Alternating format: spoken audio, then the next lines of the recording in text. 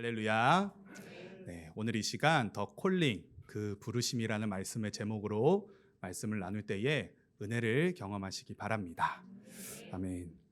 한 설문조사를 봤습니다. 벼룩시장 구인구직이라는 기관에서 이제 한 2,000명 정도 되는 사람들, 특별히 2020년에 직장인들을 대상으로 설문조사를 한 내용인데요. 먼저 직장인들에게 이렇게 물었습니다. 인생을 사는데 목표가 중요하십니까? 이 질문 앞에 이 직장인들 중 10명 중 9명이 무려 91.9%가 인생을 사는 데 있어서 목표가 중요합니다 라고 이제 대답을 했다고 해요. 인생을 사는 데 있어서 목표가 중요합니다. 그렇죠? 무언가 나아갈 목표 지점을 설정하고 그곳을 향해서 나아가는 것이 굉장히 중요하다라고 우리가 알고 있습니다. 이 설문조사는요, 계속해서 이 직장인들에게 물었습니다. 그림을 띄워주시면요. 그렇다면 향후 5년 안에 이루고 싶은 목표가 무엇입니까? 라는 이제 질문을 했다고 해요. 그때 한 2,000명가량 되는 그 직장인들이 이렇게 이제 대답을 했다고 합니다. 여기 이제 뭐 잘 보이지 않으실 수도 있는데 1위가 뭐라고 나와 있나요? 네. 내 집 마련이 1등이라고 합니다. 내 집 마련이 1등. 그 다음으로는 목돈 만들기가 있고요. 그 다음에 은퇴 후에 여유로운 삶이 5년 뒤의 목표다라는 이야기를 합니다. 직장일 하고 있는 직장인들한테 5년 내에 이루고 싶은 목표가 뭐냐? 옮기는 것입니다. 그 대답이 4등이나 해요. 네. 네, 성공적인 경력 관리라고 되어 있는데 등등등등 참 많은 대답들이 있습니다. 이것들이 2020년도에 직장인들을 대상으로 조사한 그 결과라고 합니다. 여러분들도 이 안에 여러분들의 5년 안의 목표가 있습니까?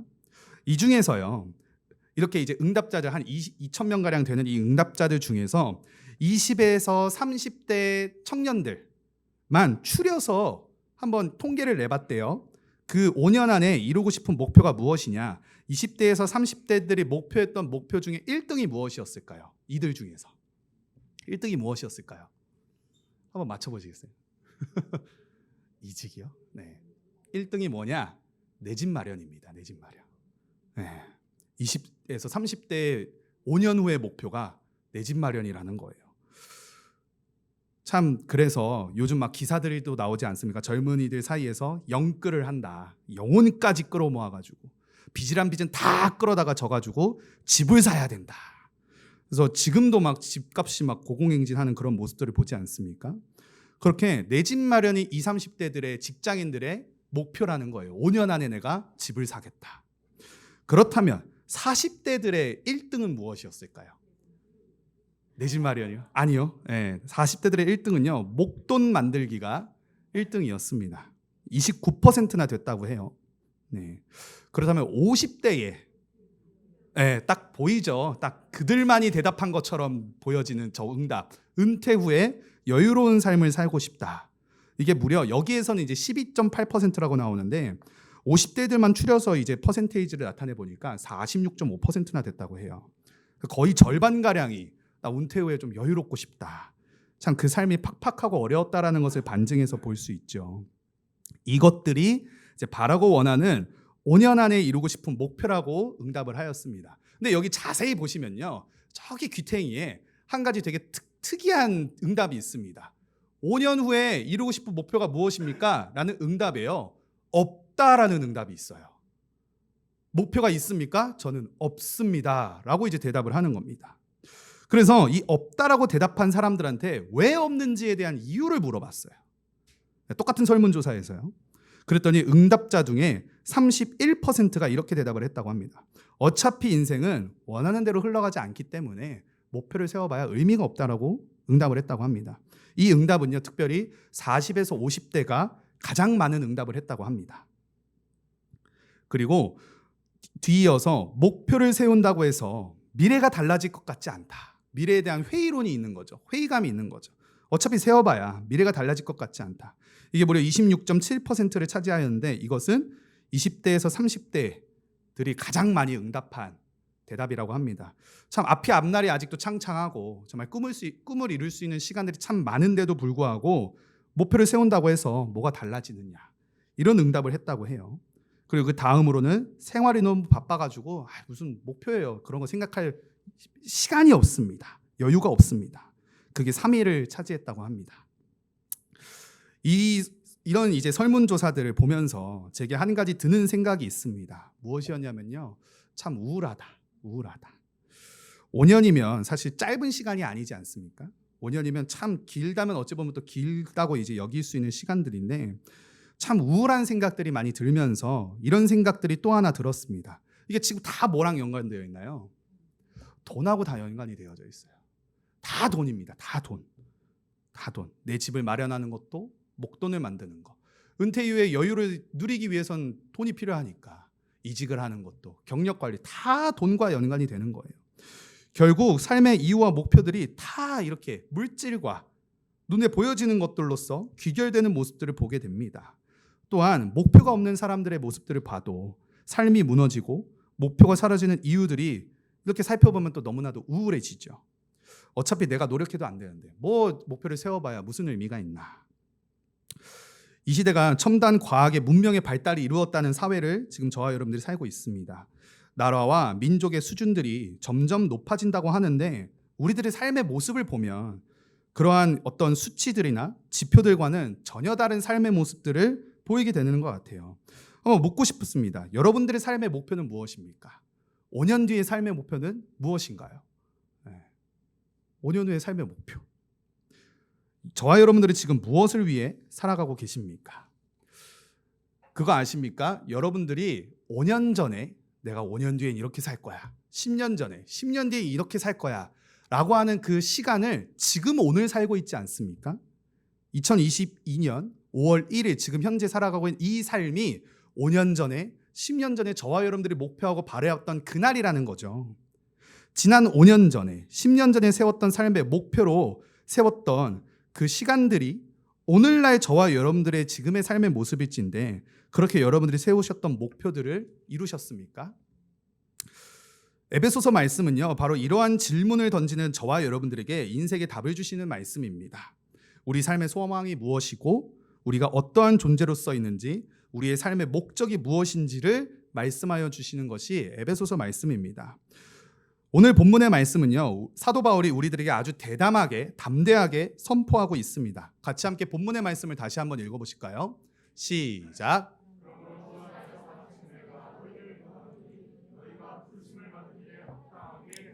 아멘. 사도 바울이 지금 선포하고 있습니다. 너희가 부르심을 받았다. 부르심을 받았다. 부르심이 있다고 지금 사도 바울이 말씀하여 주시죠. 우리가 이것을 영어로 하면 오늘의 제목과 같이 콜링이라고 합니다. 콜링. 우리는 보통 이 부르심, 콜링이라고 할 때에요, 뭔가 굉장히 특별한 것으로 여깁니다. 그렇죠? 그래서 이 콜링은 하나님을 위해 특별히 부름받은 사람들에게나 임하는 것이다.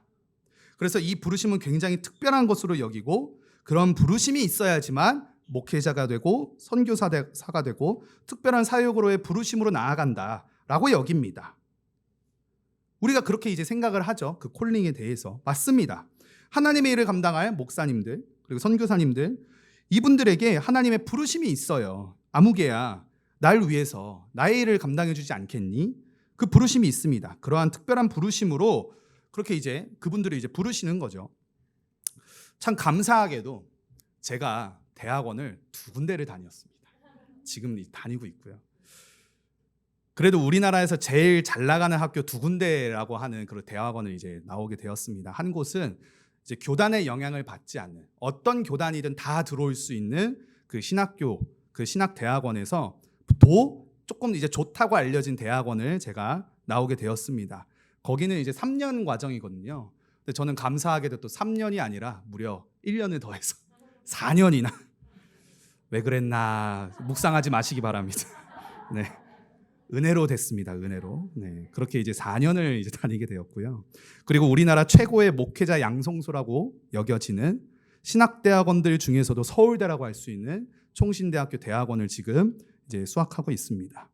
그런데 이런 대학원들에서 하는 것들이 무엇이냐? 실력 있는 목회자로 세우기 위해서 여러 많은 과목들을 개설하고요. 그렇게 신학생들을 이제 훈련하고 양육을 합니다. 근데 거기에서 정말로 중요하게 하는 작업들이 있습니다. 무엇이면 바로 이 부르심을 확인하는 작업이에요. 부르심. 명확한 하나님의 부르심이 없다면, 그래서 그냥 그런저런 교회를 그냥 회사 정도로만 여겨서 사회생활을 교회에서 한다라고 여기는, 그래서 그냥 월급 받아가는, 그래서 좋은 교회, 큰 교회를 다니고 싶어 하는 그러한 것으로만 이 목회자라는 이 사명을 감당하고자 한다면 그거 안 된다. 그 부르심을 계속 점검합니다. 심지어는 이렇게도 말씀하시는 교수님들이 계세요.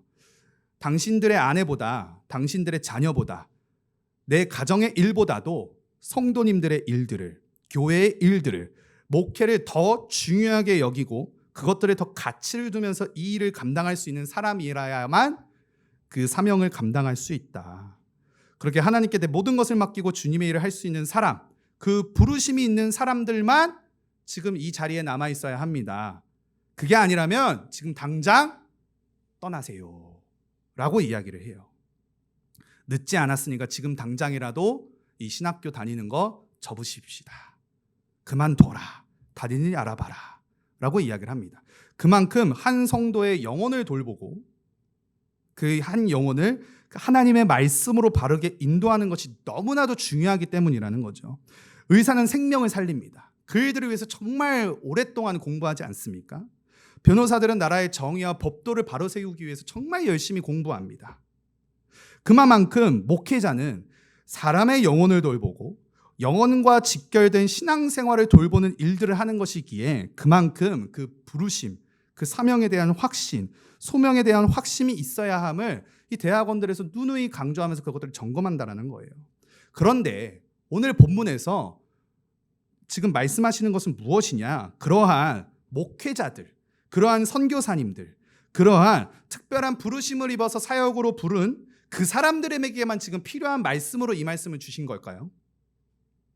자, 그럼 오늘 설교는 여기까지. 주기도문하심으로. 이게 아니죠, 지금. 네. 오늘 사도 바울은 뭐라고 말씀하시나요? 같이 함께 다시 한번 말씀을 보겠습니다. 시작.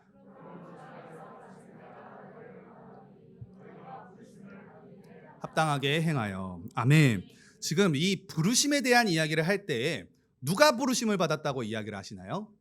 너희가 부르심을 받았다라고 말씀을 하십니다. 지금 너희라고 지칭을 하고 있습니다. 여기에서 등장하는 너희가 누굴까요?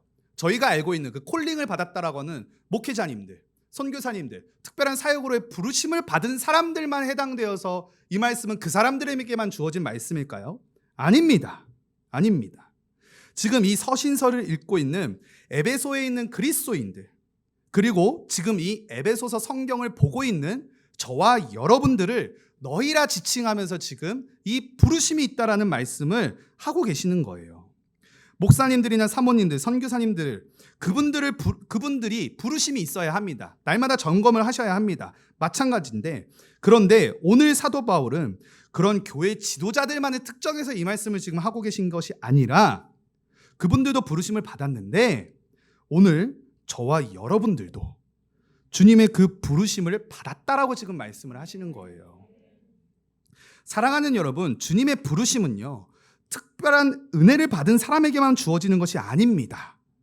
목사님, 선교사님, 특별한 사역자들, 물론 그들을 부르신 그 부르심이 있죠. 근데 그들에게만 주시는 부르심이 아니라 지금 사도 바울이 이야기하고 있는 것은 너희가, 저와 여러분들에게도 지금 이 주님의 부르심이 있다라고 말씀을 하고 있는 겁니다. 이게 무엇을 의미하는 것일까요? 주님의 부르심이 저와 여러분들에게 있다. 이것은 저와 여러분들이요, 그냥 살아갈 존재가 아니라는 것을 지금 말씀하십니다.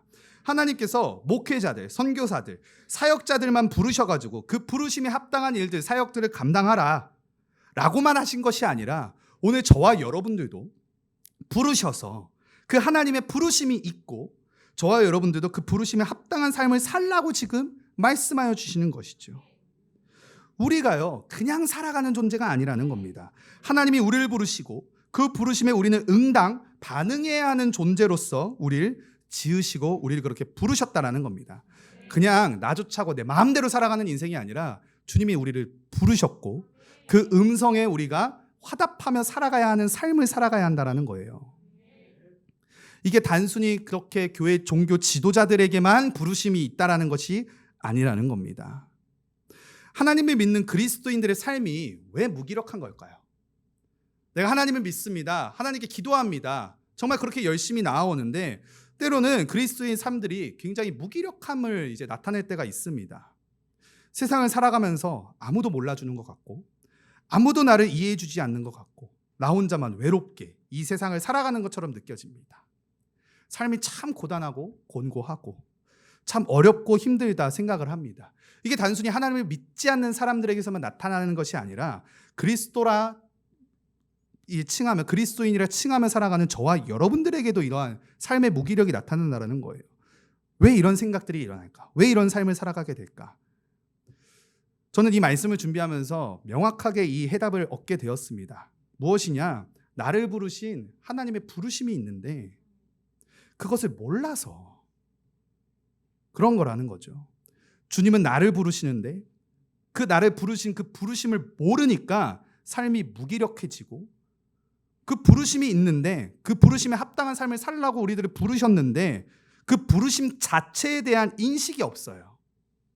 우리가 어떠한 존재고 우리의 존재에서 드러나는 가치가 어떤 가치이며 우리라는 존재가 사는 이 삶이 어떠한 삶을 살아가야 하는지에 대한 그 물음에 대한 깊은 고민도 생각도 하지 않은 채 그저 맹목적으로 눈앞에 놓여진 현실의 삶에만 치여 살아가는 존재가 된다는 겁니다.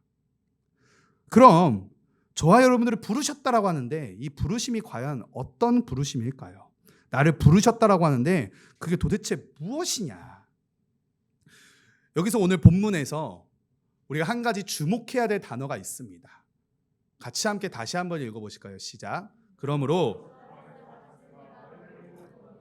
너희가 부르심을 받은 일에 합당하게 행하여. 아멘. 여기서 주목하고 싶은 한 단어가 있습니다. 바로 그러므로라는 단어입니다. 그러므로. 이 단어가 무엇을 의미할까요? 그러므로라는 단어가 어떤 역할을 합니까? 앞에 등장하는 이야기들을 뒤의 이야기들과 연결 지어주는 이제 역할을 하죠. 앞에 이야기들을 막 이렇게 합니다. 그러므로, 그래서 이 앞에 이야기를 다 받으면서 그러므로 이제 뒤 이야기를 이어주는 그 역할로서 이 그러므로라는 단어를 이제 사용을 하죠. 그렇기 때문에 우리가 너희가 부르심을 받은 일, 그 부르심이 있다. 그 부르심이 도대체 무엇이냐를 알기 위해서는 이 그러므로 앞에 등장하는 내용들을 봐야 돼요. 지금 저희가 보고 있는 말씀은 에베소서 몇 장인가요? 4장이죠. 4장이면은 어디를 봐야 되는 거예요? 3장을 봐야 되는데 3장뿐만 아니라 사실 이 그러므로라는 내용은 1장과 2장, 3장 그 앞에 있는 모든 말씀들을 다 받는 수식어입니다. 그러므로 이 앞에 등장하는 에베소서 1장, 2장, 3장이 무엇을 이야기하면서 우리를 어떻게 무엇이라 부르셨는지를 보려면 그 앞에 있는 내용들을 봐야 된다는 거예요.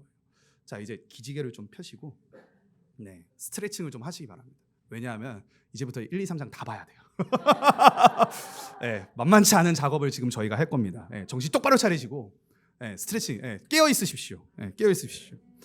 에베소서 1장에서는요 사도 바울이 이렇게 말씀을 기록하고 있습니다. 같이 읽겠습니다. 시작. 내가 기도할 때 기억하며 너희로 말미암아 감사하기를 그치지 아니하고 우리 주 예수 그리스도의 하나님 영광의 아버지께서 지혜와 계시의 영을 너희에게 주사 하나님을 알게 하시고. 이 말씀을 잠시 보시면 지금 사도 바울이 1장을 기록하면서 뭘 하고 있다라고 말씀하시나요? 기도하고 있다라고 얘기를 해요. 내가 기도하고 있다. 에베소 이 그리스도인들을 향해서 기도하고 있다. 근데 무엇을 위하여서 지금 기도하고 있냐? 17절에 우리 주 예수 그리스도의 하나님 영광의 아버지께서 지혜와 계시의 영을 너희에게 주셔서 그 하나님을 알게 되기를 원하기 때문에 기도한다라고 말씀을 하세요. 왜요? 우리를 부르신 분이 누구시니까요? 하나님이시니까. 우리를 부르신 그 존재가 어떤 분이신지를 알아야 될 거 아니에요. 알려고 그렇게 지혜와 계시의 영을 너희들에게 부어주시길 내가 기도하고 있다라고 말씀을 하십니다. 그러면서 계속 말씀 보겠습니다. 시작. 너희 마음의 눈을 밝히사 그의 부르심의 소망이 무엇이며 성도 안에서 그 기업의 영광의 풍성함이 무엇이며 그의 힘의 위력으로 역사하심을 따라 믿는 우리들에게 베푸시 능력의 지극히 크심이 어떠한 것을 너희로 알게 하시기를 구하노나. 아멘. 사도 바울이 에베소 그리스도인들을 위해서 기도합니다. 지혜와 계시의 영을 주셔서 알게 하기를 좀 원하는데 그게 뭐냐? 여기도 나오죠. 부르심의 소망이 무엇인지를 알기를 원한다. 부르심이 등장을 합니다. 그러면서 성도 안에서 그 기업의 영광의 풍성함이 무엇인지를, 그의 힘의 위력으로 역사하심을 따라 믿는 우리들에게 베푸신 능력의 지극히 크심이 어떠한 것을, 참 길어요. 이게 뭔지를 알게 하시기를 너에게 구하기 위해서 내가 기도하고 있으며 이 성경 말씀을 기록하고 있다라고 말씀을 하십니다. 도대체 그 부르심이 무엇인지를 알게 하기 위해서 지금 기도하고 쓰고 있다라고 말씀을 하세요. 그러면서 2장에서 우리들의 존재에 대해서 이야기를 하고 있습니다. 에베소서 2장입니다. 같이 함께 읽겠습니다. 시작. 그때 너희는 그 가운데에서 행하여 이 세상 풍조를 따르고 공중의 권세 잡은 자를 따랐으니 곧 지금의 불순종의 아들들 가운데서 역사하는 영이라. 전에는 우리도 다 그 가운데서 우리 육체의 욕심을 따라 지내며 육체와 마음에 원하는 것을 하여 다른 이들과 같이 본질상 진노의 자녀이었더니. 아멘. 지금 2장에서 저와 여러분들의 존재론적인 부분들을 지금 이야기하고 있어요. 뭐예요? 1절 다시 함께 보시면 너희들은 허물과 죄로 죽었다. 그래서 예수님이 그런 죽은 너희를 살리셨다라고 말씀하세요.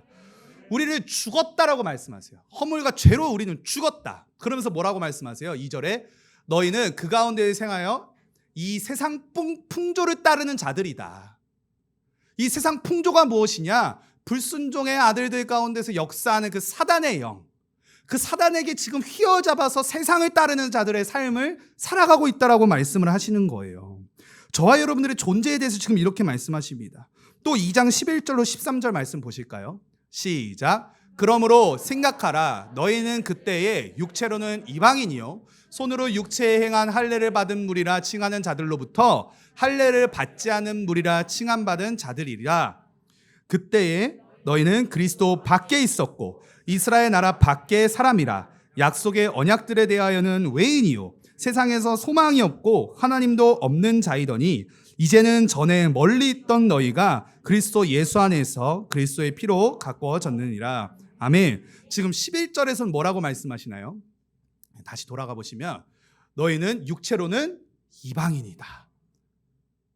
손으로는 그 할례 받지 않는 자들이다라고 지금 이야기를 합니다. 12절 말씀에서는요, 너희는 그리스도 밖에 있었던 자들이다. 이스라엘 나라 밖에 있었던 사람들이다. 하나님의 약속, 그 언약들에 대해서는 완전히 상관없는 사람들이었고 세상에선 소망이 없으며 하나님도 너희들 안에 없었던 자였다. 그러면서 13절 앞절에 이렇게 말해요. 이제는 너희들이 하나님과 멀리 있던 사람들이었다. 우리의 존재가 지금 어떠한 존재라는 것을 에베소서 말씀이 지금 저와 여러분들에게 말씀하여 주세요. 이게 저와 여러분들의 실존적 실체라는 사실입니다. 이 말씀 앞에 우리가 어떻게 반응을 하겠어요? 나 죄인 아닌데요? 나 죄 안 짓고 살아가는데요? 법 없이도 살아갈 수 있다? 어떻게 우리가 이렇게 당당하게 떳떳하게 이야기를 할 수 있나요? 그러니 우리가 죽으면 다 지옥에 가죠. 그런데요, 그런 저와 여러분들을 하나님께서 부르셨다라는 겁니다. 부르셨다라는 겁니다.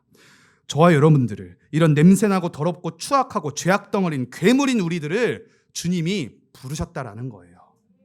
에베소서 1장 말씀입니다. 같이 함께 읽어보실까요? 시작. 찬송하리로다. 하나님 곧 우리 주 예수 그리스도의 아버지께서 그리스도 안에서 하늘에 속한 모든 신령한 복을 우리에게 주시되 곧 창세전에 예수 그리스도 안에서 우리를 택하사 우리로 사랑 안에서 그 앞에 거룩하고 흠이 없게 하시려고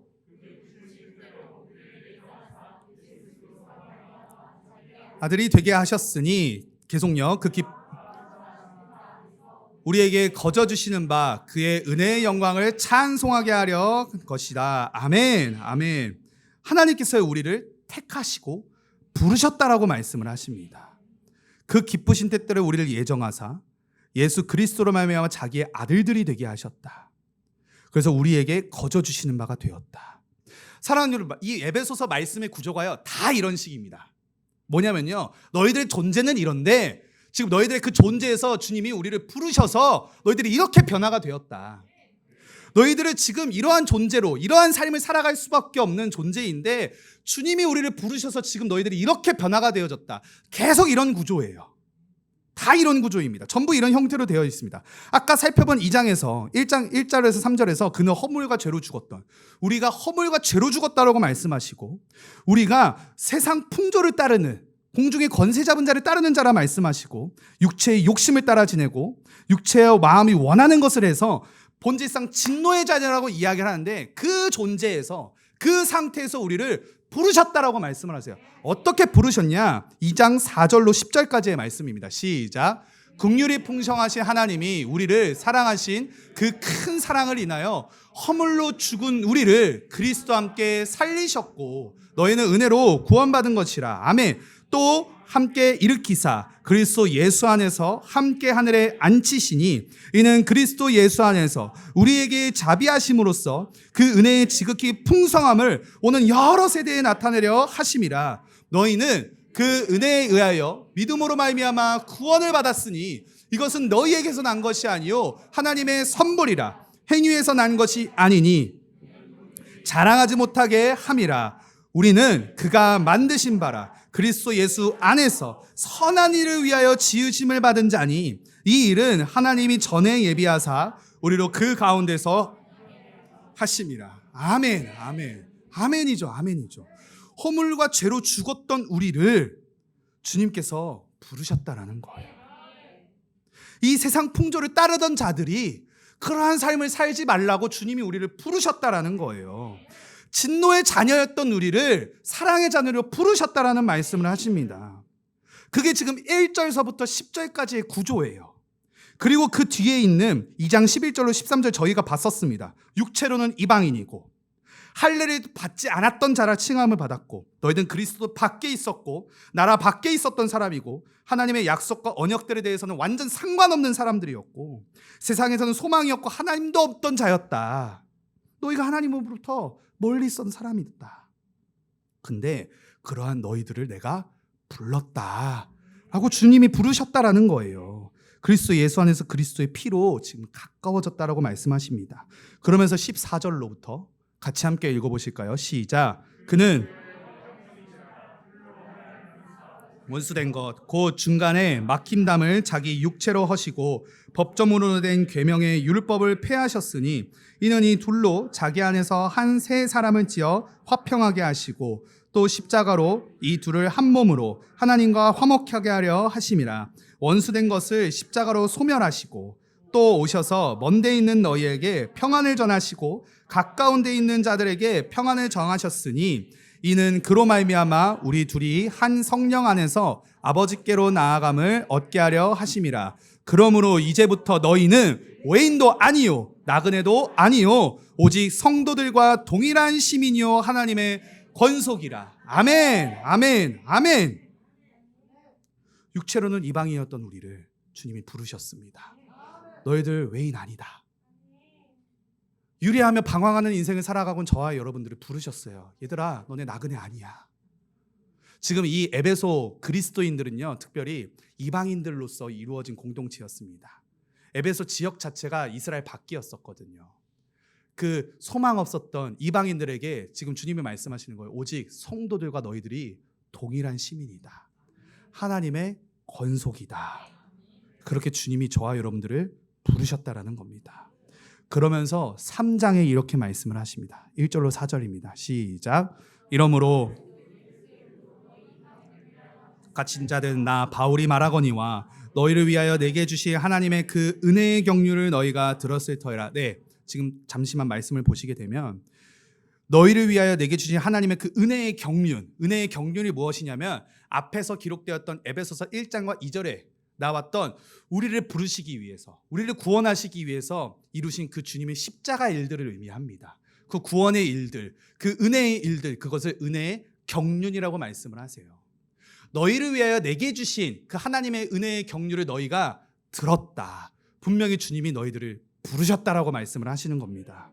이어서요 3절로 4절입니다. 시작. 곧 계시로 내게 비밀을 알게 하신 것은 내가 먼저 간단히 기록함과 같으니 그것을 읽으면 내가 그리스도의 비밀을 깨달은 것은 너희가 알 수 있으리라. 아멘. 너희가 그것을 들었다라고 말씀을 하세요. 이것을 너희들이 읽으면, 앞에 있는 에베소서 1장과 2장을 너희들이 읽으면 내가 그리스도의 비밀을 깨달은 것, 그것을 너희가 알 수 있다라고 말씀을 하십니다. 그러면서 3장 6절에서 이렇게 말씀하십니다. 시작. 이는 이방인들이 복음으로 말미암아 그리스도 예수 안에서 함께 상속자가 되고 함께 지체가 되고 함께 약속에 참여한 자가 됨이라. 아멘. 아멘. 저와 여러분들이, 이방인들이 복음으로 말미암아, 아멘이죠. 이게 은혜의 경륜이라는 거예요. 복음으로 말미암아 그리스도 예수 안에서 함께 상속자로 불렀고 함께 지체가 되도록 불렀고 함께 약속에 참여하는 자가 되도록 불렀다라고 말씀을 하시는 겁니다. 사랑하는 여러분, 저와 여러분들 그리스도 예수 안에서 함께 상속자가 되었습니다. 우리를 상속자로 삼아주셨다는 겁니다. 하나님의 그 약속에 참여하는 자로 우리를 부르셨다라는 거예요. 그러면서 사도바울이요, 다시금 기도합니다. 다시금 이 에베소 그리스도인들을 위하여서 기도합니다. 3장 14절로 19절 말씀인데요. 다 읽어보시겠어요? 시작. 이러므로 무릎 꿇고 비노니 그의 영광의 풍성함을 따라 그의 성령으로 말미암아 너희 속사람을 능력으로 강건하게 하시오며 믿음으로 말미암아 그리스도께서 너희 마음에 계시게 하시옵고 너희가 사랑 가운데서 뿌리가 박히고 터가 굳어져서 능히 모든 성도와 함께 지식에 넘치는 그리스도의 사랑을 알고 그 너비와 길이와 높이와 깊이가 어떠함을 깨달아 하나님의 모든 충만하신 것으로 너희에게 충만하게 하시기를 구하노라. 아멘. 아멘. 이것을 위해서 저와 여러분들을 부르셨다라는 거예요. 그러니까 이 부르심이요, 단순한 그냥 부르심이 아니라는 겁니다. 그냥 단순히 우리가 하나님의 일을 해야 되니까 하나님 일할 사람들 따로 정하신 목회자님들, 선교사님들, 그런 사람들을 그냥 종부리듯 부르신 것이 아니라는 사실입니다. 하나님의 우리를 향한 이 부르심은 무엇이냐? 우리가 그냥 위치적으로 어디에 있느냐? 야, 너 어디 있어? 일로 와. 그냥 위치를 물어보신 것이 아니에요. 이것은 어떠한 부르심이냐? 우리의 존재가 지금 무엇인지에 대한 물음이고 그에 대한 주님의 우리를 향한 부르심이라는 겁니다. 창세기 3장에서요, 아담을 부르십니다. 그렇죠? 같이 함께 읽어보시겠습니다. 시작. 여호와 하나님이, 특별히 하나님께서 이 아담을 부르시는 장면은요, 아담과 하와가 죄를 범하였을 때 하나님이 부르시는 장면이죠. 하나님이 먹지 말라 했었던 선악과, 그래서 하나님의 향한 그 신앙 고백과 사랑의 고백을 기뻐 받으시길 원하셨던 주님이신데 이 사람들이, 이 아담과 하와가 범죄를 합니다. 그래서 따먹게 되죠. 원체는 내가 하나님의 말씀 앞에 순종하는 자로 살아가겠습니다 라는 그 신앙 고백으로 따먹지 말았어야 했는데 이제는 하나님이 아니라 내가 하나님이 되겠습니다. 그래서 따먹었죠. 죄를 지었습니다. 여기에서 주님이 아담을 부르십니다. 아담아, 아담아. 그러면서 물으시는 거예요. 네가 어디 있느냐? 어디 있느냐? 이것은 단순히 아담이 어디에 계신지 모르니까 진짜 아담이 어디 있는지 알고 싶어가지고 아담아 어디 있느냐 물어보신 게 아니죠. 이 물음은 어떤 물음이냐? 네가 어디 있느냐? 이 물음은 어떤 물음이냐? 네가 어떤 존재니? 에 대한 존재론적인 물음이라는 겁니다. 아담아, 아담아, 아담아, 네가 어떠한 존재냐? 네가 어떻게 지음받은 존재냐? 네가 어떠한 사랑을 받은 존재냐? 네가 어떠한 존재인 것이냐? 라고 물으시는 거예요. 근데 이 아담은 숨어버립니다. 사랑하는 여러분, 저와 여러분들을 부르셨다라는 것은요, 단지 우리를 직장 상사가 일 부리기 위해서 아랫사람을 부르는 것이 아니라는 겁니다. 부모가 자녀에게 무언가 해야 될 것들을 알리기 위해서 야, 너 좀 일로 와봐봐 부르는 것이 아니라는 거예요. 이 주님의 우리를 향한 부르심은 무엇이냐? 우리의 존재가 무엇인지를 부르시는 거예요. 너희들의 존재가 대체 어떤 존재냐? 사랑하는 여러분, 죄인이라는 존재에서 우리를 의인의 존재로 부르셨습니다. 사망의 존재에서 우리를 하나님의 상속자의 존재로 부르셨다라는 거예요. 우리를 죄에서부터 하나님의 나라로 부르셨다라는 겁니다. 그 존재가 되었다. 너희들은 그러한 존재다. 내가 너희를 불렀다. 너는 내 자녀다. 너는 내 아들이다. 너는 내 사랑하는 딸이다. 단순히 목사님들만, 선교사님들과 특별한 사역자들만 부르시는 콜링이 아니라 우리를 하나님의 자녀로 부르신 부르심이라는 거예요. 너희들의 존재는 이제 나의 자녀라는 그 부르심이라는 거예요. 근데 이 부르심이 그냥 저절로 된 것이 아니죠. 이것은 그리스도 안에서 가능한 일이라는 것을 저와 여러분들에게 에베소서에서는 끊임없이 말씀하여 주십니다. 여러분, 에베소서 어떤 장을 펼쳐보시더라도요, 어떤 부분을 읽어보시더라도요, 등장하는 문구가 있습니다. 그게 뭔가요? 그리스도 안에서, 주 안에서. 이 문구가 항상 등장한다는 거예요. 우리를 자녀라 부르시기에, 우리를 자녀 삼아주신 그 존재로서의 가치로 우리를 여기시기 위해서 그냥 삼아주신 것이 아니라 우리를 당신의 상속자 삼아주시기 위해 예수님 안에서 이 일들이 가능하다는 것을 말씀하여 주십니다. 에베소서 1장 5절로 7절 말씀입니다. 같이 함께 읽어보실까요? 시작. 자기의 아들들이 되게 하셨으니 이는 그가 사랑하시는 자 안에서 우리에게 거저 주시는 바 그 은혜의 영광을 찬송하게 하려는 것이라. 우리는 그리스도 안에서 그의 은혜의 풍성함을 따라 그의 피로 말미암아 속량 곧 죄사함을 받았느니라. 아멘. 저와 여러분들의 자녀의 존재로, 상속자의 존재로 부르시기 위해서 7절에 말씀하시죠. 그 은혜의 풍성함을 따라 그의 피로 말미암아 속량 곧 죄사함을 받았다. 예수님께서 저와 여러분들을 자기의 아들들, 자기의 딸들, 자녀 삼기 위하셔서 그리스도의 피를 흘리셨다는 겁니다. 사랑하는 여러분, 저와 여러분은 그 피로 구원받았습니다. 그러므로 우리가 자녀 되었습니다. 이 일들은 오직 그리스도의 피로만, 그리스도 안에서만 일어날 수 있는 일이라는 겁니다. 우리를 그러므로 값주고 사신 바 되었다라는 거예요. 그 값은 그리스도 보혈의 피값이라는 겁니다. 저와 여러분들의 사망에서 살리시기 위해, 구원하시기 위해, 우리를 자녀라 부르시기 위해, 그렇게 내 아들이다, 내 딸들이다, 우리의 존재를 다시금 당신의 자녀로 부르시기 위해 예수님의 피가 뿌려졌다는 사실입니다. 사랑하는 여러분, 저와 여러분들을 주님이 부르셨습니다. 당신의 자녀라, 당신의 상속자라, 내 아들이다, 내 딸들이다 부르십니다. 예수 그리스도의 십자가의 죽으심, 나의 죄를 위하여 죽으심으로 우리가 그 부르심을 입게 되었다라는 거예요. 사랑하는 우리의 부르심이 바로 이러한 부르심이라는 것을 사도 바울이 저와 여러분들에게 알려주고 있는 것입니다. 우리의 존재를 사망에서 생명으로 부르신 주님, 우리의 존재를 죽음에서 소망으로 옮기신 주님, 그렇게 흑암에서 허우적거리며 살아가는 인생을 빛 가운데로 부르신 주님, 그것이 이 그러므로라는 그 한 단어에 담겨있는 놀라운 비밀이라는 겁니다. 그러면서 사도 바울이 이렇게 자신을 소개하고 있습니다. 다시 에베소서 4장 1절이에요. 시작. 너희가 부르심에 받은 일에 합당하게 행하여. 아멘. 지금 뭐라고 얘기하는 거예요? 주 안에서 갇힌 내가 라고 자신을 소개하고 있습니다. 에베소서는 특별히 사도 바울이요, 어디에서 기록한 말씀이냐면 로마 감옥 안에서 에베소에 사는 그리스도인들을 위해 쓴 편지입니다. 그 감옥, 특별히 로마 감옥이에요. 로마 감옥. 들어가면 죽어서 나오는 곳이에요. 그러니까 언제 죽을지만 기다리는 곳이에요. 그 끝모를 고통 가운데에서 삶의 소망이나 희망 이런 것 따위는 품을 수도 없죠. 그 감옥에서 바울이 이 에베소 편지를 기록한 것입니다. 사실 말도 안 되는 지금 이야기를 합니다.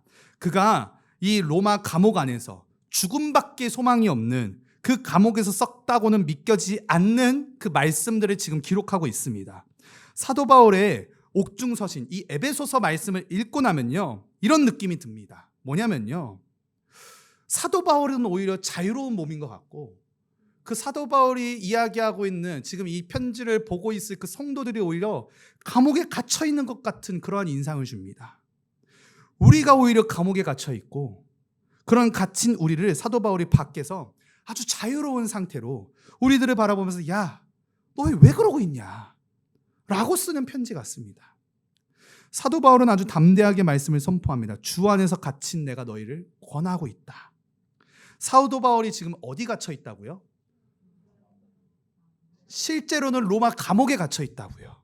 근데 사도 바울은 자신을 이야기하기로는 주 안에서 갇혀 있다라고 얘기를 합니다.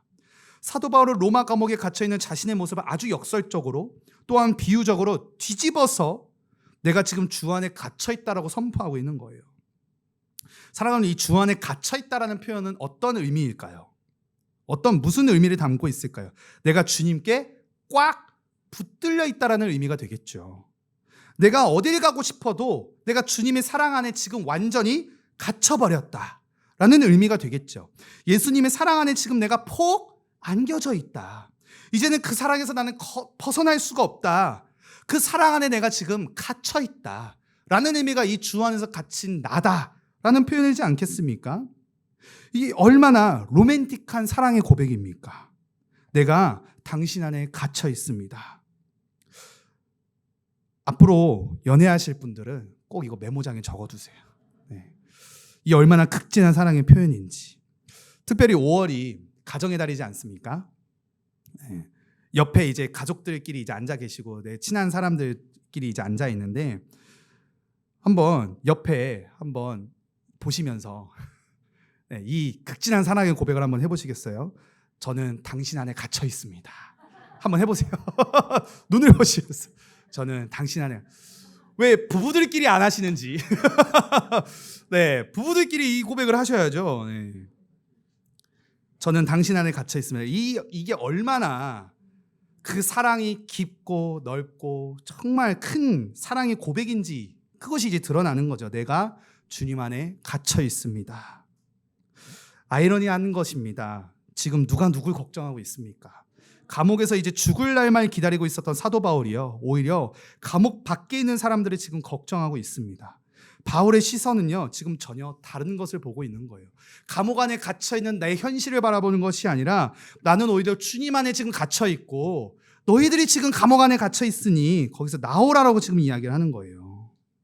이것이 철저히 사도 바울이 의도한 표현이라는 것입니다. 나는 예수님의 나를 부르신, 나를 자녀로 불러주신 그 사랑 안에 내가 지금 갇혀 있다. 주님이 나를 가두신 그 사랑 안에 나는 지금 갇혀 있다. 그러면서 성도들에게 이야기하고 있는 것입니다. 저와 여러분들이 이야기하고 있는 것입니다. 나는 그 주님 안에 갇혀 있는데 너희들 지금 어디 갇혀 있니? 너희는 지금 어디에 존재하고 있니? 사랑하는 여러분, 우리가 하나님의 자녀라는 부르심, 우리가 하나님의 상속자라는 그 부르심이 없는 사람들은 어디에 갇히게 될까요? 주 안에서 갇히지 않으니까 세상 안에 갇히게 되죠. 그러니 소망이 될 만한 것들을 막 전전긍긍하면서 붙들기 위해서 아둥바둥 살아갑니다. 돈이 인생의 소망이 됩니다. 우리 아까 설문조사 봤잖아요. 돈이 인생의 소망이 됩니다. 그러면은 그 돈에 갇히게 됩니다. 저희 토요일 날에는 이것을 이제 메인다라는 표현으로 이제 말씀을 드렸는데 갇히게 되는 거예요. 학생들은 시험과 성적에 목을 매게 됩니다. 그것을 소망으로 생각합니다. 그 점수에 아등바등 살아가죠. 시험과 성적에 갇히는 것입니다. 대학교에 가서는 선생님들로, 교수님들로부터 인정을 받아야 되는 그 세상으로부터 갇히게 되는 겁니다. 세상으로부터의 인정과 사랑, 사람들로부터의 인정과 관심, 그 안에 내가 갇히게 된다는 거예요. 사랑하는 여러분, 그럼 묻습니다. 지금 저와 여러분들 어디에 갇혀 계십니까? 기억해야 될 것은 사도 바울은 이 사실들에 대해서 지금 우리를 설득하고 있지 않습니다. 사도 바울은 설득하는 것이 아니라 우리들에게 이 진리를 선포하고 있습니다. 나는 주 안에 갇혀 있다. 너희는 지금 어디에 갇혀 있냐? 주님이 우리를 부르십니다. 얘들아, 내가 너희를 내 자녀라 불렀다. 이 일들을 위해서 내가 내 하나밖에 없는 아들 예수가 십자가에 못 박혀 죽지 않았냐. 얘들아, 너희는 내 자녀라고, 너희는 내 상속자라고. 근데 도대체 뭘 그렇게 두려워하고 있니? 뭘 그렇게 무서워하고 있니? 내가 너희들의 아빠인데, 내가 너희들의 아버지인데, 내가 너희들의 왕인데 왜 너는 아직도 세상이란 감옥에 갇혀 있냐? 너 풀려났다고. 뭘 그렇게 두려워하느냐? 주님이 저와 여러분들에게 말씀하십니다. 무엇을 먹을까? 무엇을 입을까? 무엇을 마실까? 염려하지 말라. 왜요? 왜요? 우리가 하나님의 자녀인데. 하나님이 자녀들을 굶기시겠습니까? 그러니 하나님의 부르심에 우리가 믿음으로 반응하면서 그 하나님을 의지하면서 말씀 앞에 순종하며 나아갈 수 있는 것이지요. 우리 삶을 내가 살아갈 때에 남을 입는 것이 아닙니다. 내 삶을 주님께 드릴 때 역사가 일어나는 것이죠. 이러할지라도, 내 상황이 이러할지라도, 내 형편이 이러할지라도 그것을 뛰어넘어 내가 갇혀있는 그 세상을 비집고 뛰어나와서 그 주님이 나를 부르셨다라는 그 사랑 안에 우리가 갇혀질 때에 그때 능력이 일어난다라는 거죠. 우리를 하나님의 자녀라, 당신의 상속자라 부르셨는데 그 부르신 음성, 하나님의 말씀을 우리가 계속 듣지 못하는 겁니다. 사랑하는 여러분, 그 듣지 못하게 하는 것이 무엇입니까?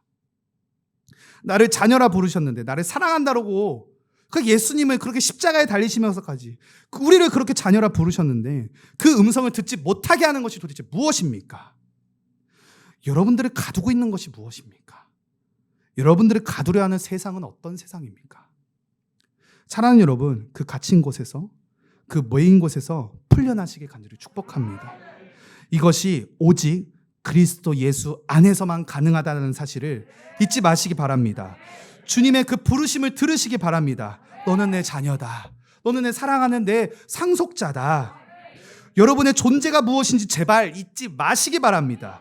우리를 당신의 자녀라 부르셨습니다. 세상에 갇히지 않도록 우리를 당신 안에 가둬두셨습니다. 우린 예수 그리스도의 십자가로 죄에서, 사망에서 건진받은, 구원받은 하나님의 자녀로 우리를 부르셨습니다.